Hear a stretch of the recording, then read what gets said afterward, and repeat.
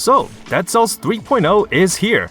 This is Enter the Panchaku update, and with it comes a slew of balance changes, some new outfits, as well as a couple of new weapons. And at the same time, I do want to give you guys kind of a brief update on what you guys can expect from the channel in this month. So first off, inspired by the Bad Seed DLC trailer, the Panchaku is finally in the game. It has a whopping 7-hit combo if I'm not mistaken, and it has the exact same crit condition as the Warpan. It's a really flashy weapon, and I can tell they are really stepping up with those animations. And at the same time, we also got the Bobby outfit, which is the version of the beheaded that we've always seen in the trailers, but now we finally get to play as that character.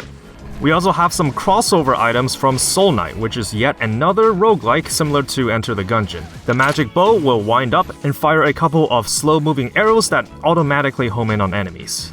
And at the same time, it also introduces a new skin from Soul Knight. Now, we also have the weapon reworks. I have gone through them, at least most of them, in the alpha version of this patch, and normally I would just go through them to confirm again, but this time around there were actually a lot of buffs and nerfs, in fact 29 in total.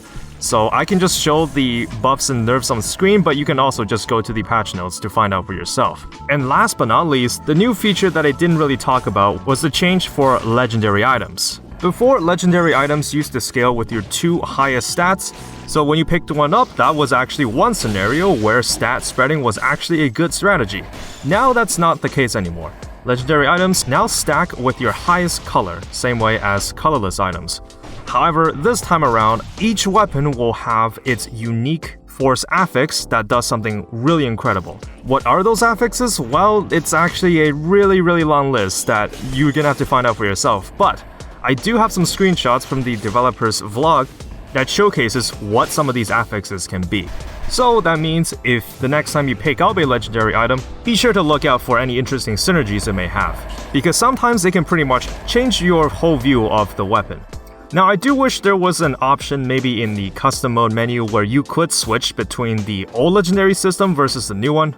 I think that'll give a bit more flexible of what people want, kind of like how they did with the shop categories.